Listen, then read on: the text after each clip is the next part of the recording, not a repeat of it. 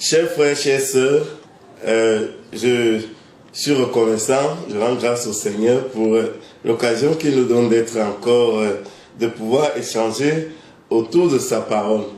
Je voudrais que nous parlons aujourd'hui d'un fait, c'est déjà devenu un fait social, et avant de pouvoir arriver à ce fait que nous tous nous connaissons, je voudrais vous raconter une petite histoire, c'est une histoire personnelle. Je me rappelle, il y a de cela à peu près, ça fait 7-8 ans, en 2012-2013, lorsque j'étais nommé à mon premier poste comme médecin-chef. Et dans mon voyage, j'ai reçu un coup de fil. Et c'était des infirmières de mon hôpital qui m'appelaient. Elles étaient toutes en détresse. J'entendais des cris, j'entendais des pleurs. Et j'étais moi aussi dans la désolation parce que ce qu'elles m'annonçaient était catastrophique. Elles m'ont appelé, docteur, l'hôpital est en train de prendre feu. Vous voyez, imaginez un jeune médecin nouvellement nommé qui apprend que son hôpital est en train de prendre feu. J'étais vraiment dans tous mes états. Je pensais à tout. J'étais vraiment dans un stress qui ne dit pas son nom. Je sombrais dans de l'amertume et je les appelais chaque minute pour savoir l'évolution de la situation, si les sapeurs-pompiers étaient déjà alertés, s'ils étaient déjà arrivés, s'ils avaient commencé à éteindre l'incendie, quelles sont les mesures qu'à leur niveau, elles-mêmes elles avaient prises.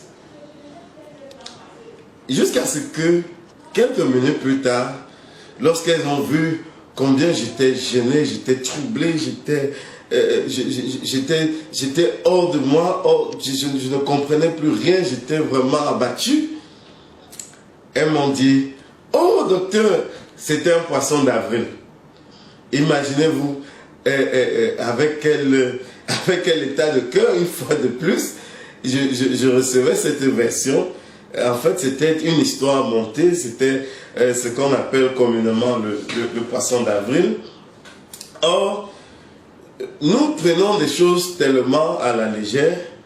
Pourtant, ce mensonge devenu carrément quelque chose de normal, un fait social presque régulier, c'est un très grand danger.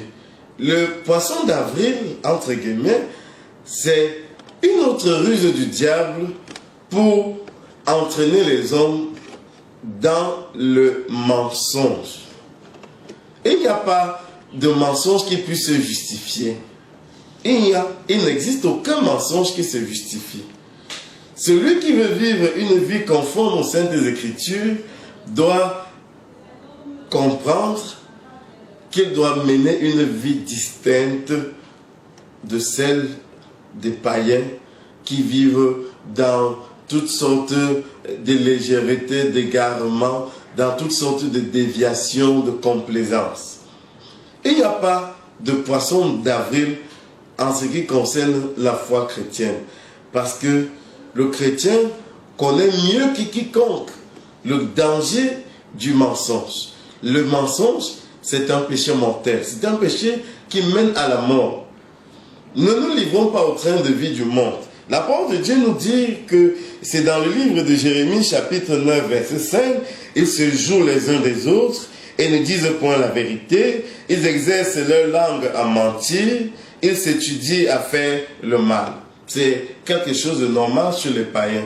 Même pour celui-là qui a donné sa vie au Seigneur, le poisson d'avril n'existe pas. Le mensonge n'est pas tolérable.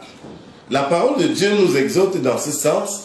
C'est dans le livre d'Éphésiens, chapitre 5, verset 4, qu'on n'entende ni paroles déshonnêtes, ni propos insensés, ni plaisanteries, choses qui sont contraires à la bienséance, qu'on entende plutôt des actions de grâce. Voilà la volonté de Dieu. Le chrétien ne doit pas tomber dans le piège du mensonge.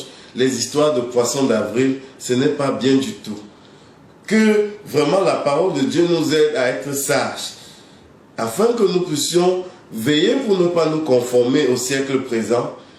Dans le siècle présent, c'est le mensonge, c'est toutes sortes d'abominations, c'est la débauche. Mais pour nous, pour les enfants de Dieu, nous sommes mis à part pour refléter la gloire de Dieu, pour refléter la lumière de l'évangile, pour dire la vérité, pour marcher dans la droiture.